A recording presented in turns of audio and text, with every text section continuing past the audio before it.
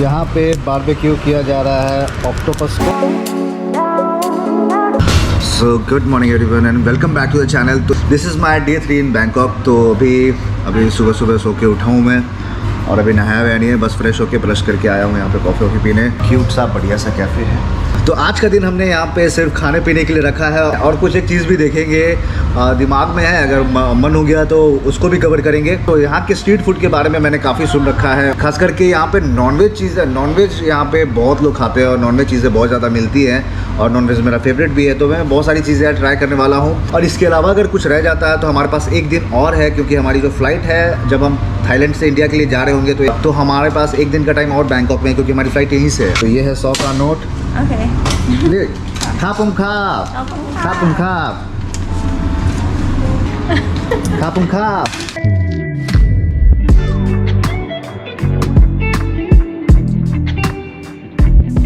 Bangkok में यार अलग मजा है यार।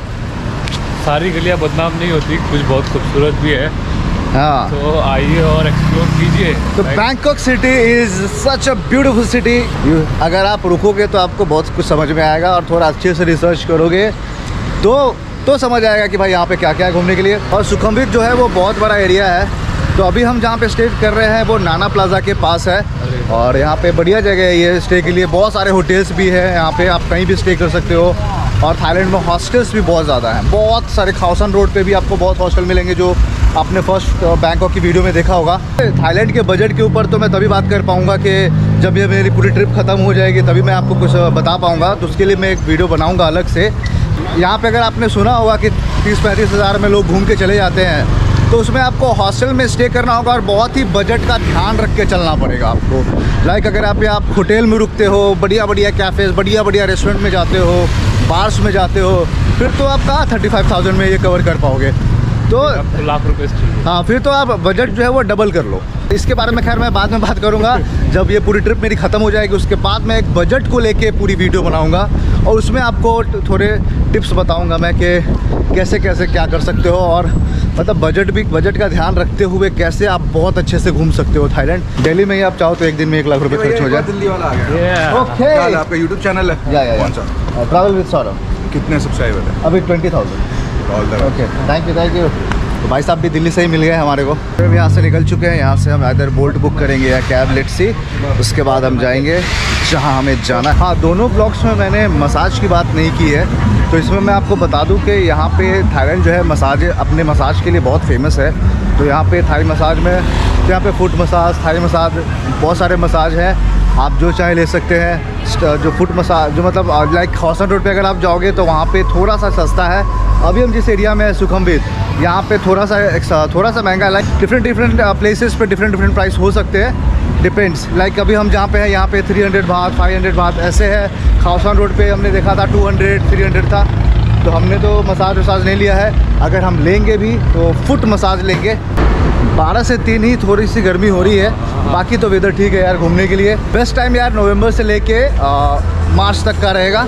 मैं मार्च नहीं, या फेब तक ही आ जाओ तो ज़्यादा अच्छा है। और नवंबर टू मार्च ही यहाँ पे सीज़न भी होता है। बट लेकिन अगर आप मानसून के टाइम पे आओगे, लाइक अप्रैल से तो बहुत गर्मी बढ़ जाती है, लेकिन अगर आप जून जुलाई के टाइम पे आओगे तो यहाँ पे सारी चीज़ें बहुत सस्ती मिलेंगी आपको। एकदम क्राउड भी नहीं होगा तब। बट आई थिंक उस टाइम आपको मज़ा नहीं आएगा। बैंकॉक मतलब थाईलैंड का मज़ा ही तब है जब पार्टीज़ हो रही हो, क्लब्स में क्राउड हो। ऑफ सीज़न में यहाँ पे मज़ा नहीं आएगा आपको। तो अभी हम स्काई ट्रेन से जाने वाले हैं बोंग वियान याई स्टेशन और ये है प्लेटफॉर्म नंबर 1। तो अभी यहाँ पे स्काई ट्रेन आएगी और स्काई ट्रेन को ही BTS भी बोलते हैं। जैसे हमारे दिल्ली में मेट्रो कार्ड होता है ना, वैसा टिकट दिया है, सिंगल जर्नी कार्ड है ये। तो अभी ट्रेन आने वाली होगी। We are waiting for our train. ये है खापुन खाप।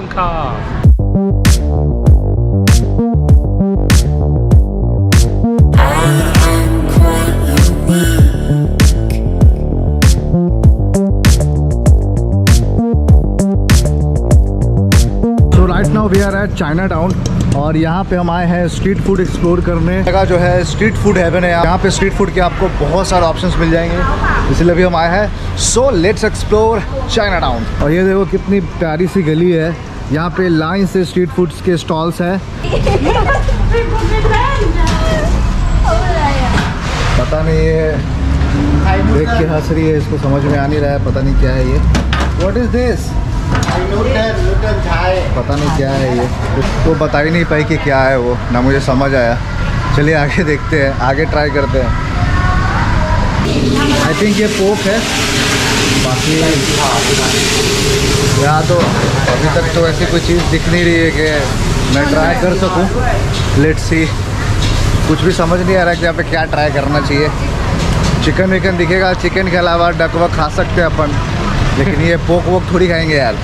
पे अनार का जूस बेच रहे हैं, तो एकदम फ्रेश था जूस भाई, एकदम तुरंत बना के बोतल में डाल के दिया, एक number.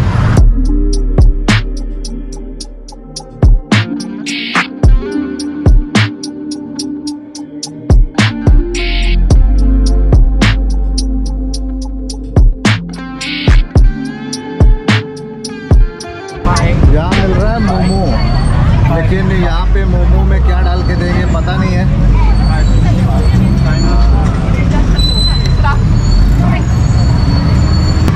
What is this? ฮะ What is this? พูดภาษาอังกฤษไม่เป็น No, no, no English. โนดีนี่ खापम खाप। जिस एक्सेंट में हम बात करते हैं यहाँ इंग्लिश में, वो इनको समझ में नहीं आता, तो मैंने नोटिस किया कि ये लोग इंग्लिश के वर्ड्स ऐसे ही यूज़ करते हैं। व्हाट इज़ इसको यहाँ पे ये लोग बोलते हैं व्हाट इज दिस, तो मैं वैसे ही बोलने का ट्राई कर रहा हूँ कि इनको समझ आ जाए, बट इंग्लिश बहुत कम लोग जानते हैं यहाँ पे। बस ये एक प्रॉब्लम है, आपको किसी भी तरीके से इशारे से समझाना होगा या गूगल ट्रांसलेट करके, और कई बार अगर आप गूगल ट्रांसलेट भी करोगे फिर भी ये नहीं समझते हैं। तो ये है डक मीट, ये चिकन नहीं है, आप ध्यान से देखो, ये डक है। तो इसको एकदम ये लोग ना रोस्ट करके पैकेट में बेचते हैं, तो बढ़िया तो लग रहा है देखने में। एक जूसी पी पाए हैं हम, बाकी तो कुछ समझ अभी तक आया नहीं है क्या खाए यहाँ पे, देखते हैं अभी। मुझे लगा चिकन सॉसेज है, लेकिन वो भी पोक ही था। मतलब मुझे लग रहा है इधर चाइना टाउन में सारी चीज़ें चाइना वालों के हिसाब से ही है।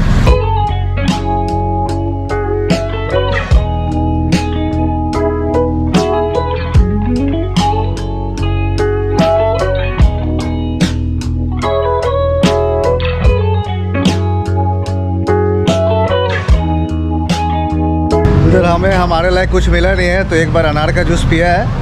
अभी ये आई थिंक ऑरेंज जूस है, तो ये ऑरेंज जूस है, इसको पी के निकलते हैं अब आगे।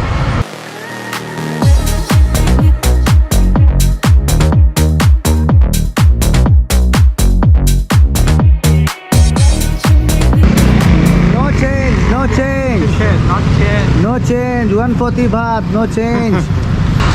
खापम खाप।